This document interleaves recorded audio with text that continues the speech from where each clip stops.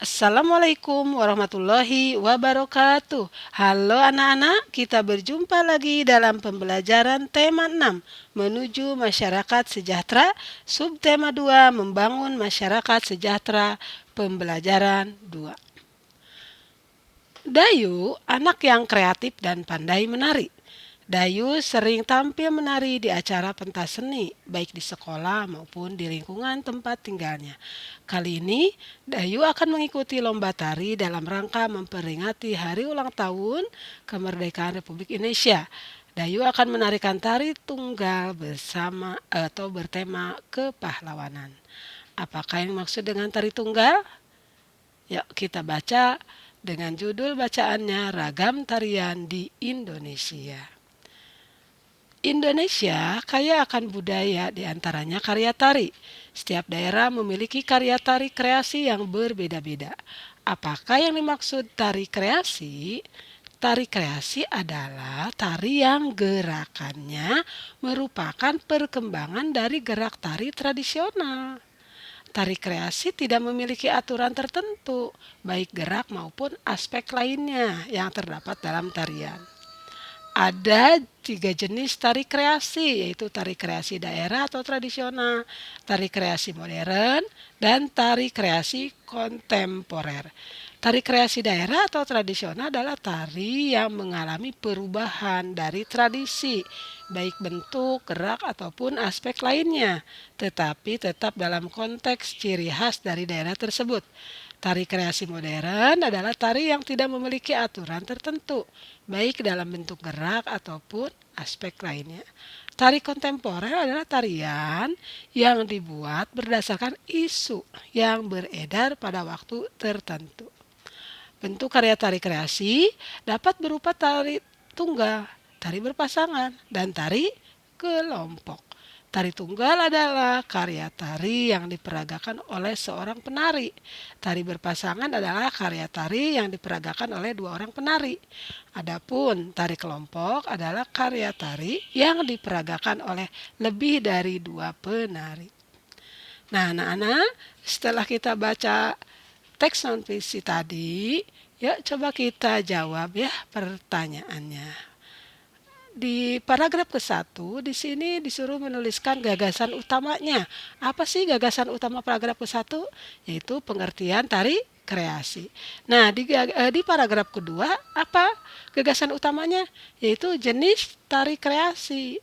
Dan yang ketiga, ini di paragraf ketiga, gagasan utamanya adalah bentuk karya tari kreasi, ya. Anak-anak, jenis tari yang akan diikuti Dayu dalam bentuk perlombaan adalah tari kreasi daerah atau tradisional yang berbentuk tari tunggal. Tari yang akan disajikan Dayu dalam perlombaan adalah tari merak. Tari merak merupakan salah satu contoh jenis tari kreasi. Tari merak berasal dari daerah Pasundan, Jawa Barat. Tari merak menggambarkan ekspresi kehidupan burung merak. Tata cara dan gerak tari terinspirasi dari kehidupan merak yang diangkat ke pentas oleh seniman Sunda, Raden Cece Somantri. Masih banyak contoh tari tunggal lainnya. Perhatikan gambar tari merak berikut. Ini gambarnya, nah ya, cantik sekali gambarnya. Selain tari merak, banyak karya tari lain yang berbentuk tari tunggal. Apakah di daerah tempat tinggalmu ada bentuk tari tunggal? Apa nama karya tarinya? Berikut beberapa karya tari berbentuk tari tunggal dari berbagai daerah di Indonesia. Ini ada tari pendet dari Bali, kemudian tari kandagan dari Jawa Barat, ya kan? Yang ini. Nah, yang ini tari kelana topeng dari Yogyakarta, dan yang ini tari remo dari Jawa Timur. Anak-anak, tari daerah, ya, tarian daerah itu merupakan akar budaya nasional. Oleh karena itu, kamu berhak dan wajib melestarikan tarian daerah dengan cara mempelajarinya tanpa membedakan asal daerah setiap tarian. Ya, jadi tanpa membedakan asal daerah setiap tarian. Melestarikan tarian daerah berarti melestarikan budaya nasional. Nah, di sini Dayu sudah mengikuti perlombaan menari. Ternyata ada 2 kategori, Nak. Ya, ada kategori anak dan remaja. Nah, kenapa? Caranya bagaimana? Yaitu dengan didasarkan atas batasan usia. Untuk kategori anak-anak, batas usianya 6 sampai 10 tahun.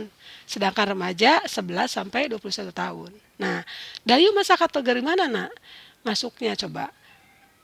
Nah, berarti Dayu masuk kategori usia apa, Nak? Anak remaja. Ya kan? Mengapa? Karena usia Dayu lebih dari 10 tahun. Nanti kalian isi di sini ya sayang ya. Dan untuk nomor 2, perhatikan, pengelompokan usia anak-anak dan remaja merupakan bagian dari tahapan perkembangan manusia. Manusia akan mengalami beberapa tahapan perkembangan, mulai dari sebelum lahir, bayi, kanak-kanak, puber, remaja, dewasa, dan usia lanjut. Kamu yang berusia 10 sampai 11 tahun termasuk masa awal pubertas. Bagaimana perbedaan masa kanak-kanak dan masa pubertas itu? Nah, sekarang diskusikan, coba kalian pikirkan nih mengenai ciri-ciri dari masa kanak-kanak untuk laki-laki dan perempuan. Kemudian ciri dari masa pubertas untuk laki-laki dan perempuan. Nah, nanti kalian tulis di sini ya sayang ya. Di sini tuliskan. Nomor 1 tadi ciri masa anak laki-laki, apa sih masa kanak-kanak buat laki-laki? Misalnya belum tumbuh jakun, ya kan? Kalau di pubertasnya sudah tumbuh jakun atau mulai tumbuh jakun. Di sini suaranya belum melengking, ya kan? Nah, kalau di anak laki-laki yang sudah pubertas apa? Berarti suaranya jadi besar, ya kan? Kalau di sini suaranya masih belum besar nih, kalau di sini sudah membesar. Seperti itu ya, Nak ya. Kemudian untuk anak perempuan juga sama.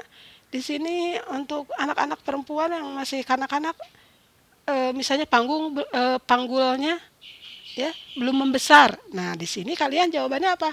Panggulnya sudah membesar. Jadi kalian tulis semua ciri-ciri yang ada pada anak laki-laki dan perempuan, baik yang sudah masa kanak-kanak ataupun yang sudah pubertas, kalian tulis di kolom yang sudah disediakan. Ya, Nak ya. Nah, setelah itu kamu sekarang perhatikan dirimu sendiri. Kalian perhatikan diri kamu, ya. Jadi, apakah kamu termasuk masa kanak-kanak atau sudah masuk masa pubertas? Nah, tulis di sini kesimpulannya. Ya, nih kamu rasakan, kalau kamu alami sendiri, kamu termasuk masih masa kanak-kanak atau masih atau sudah masuk masa pubertas nih. Ya, kalian alami sendiri, perhatikan ya. Terus rasakan nih kamu termasuk yang mana. Oke ya, Nak ya.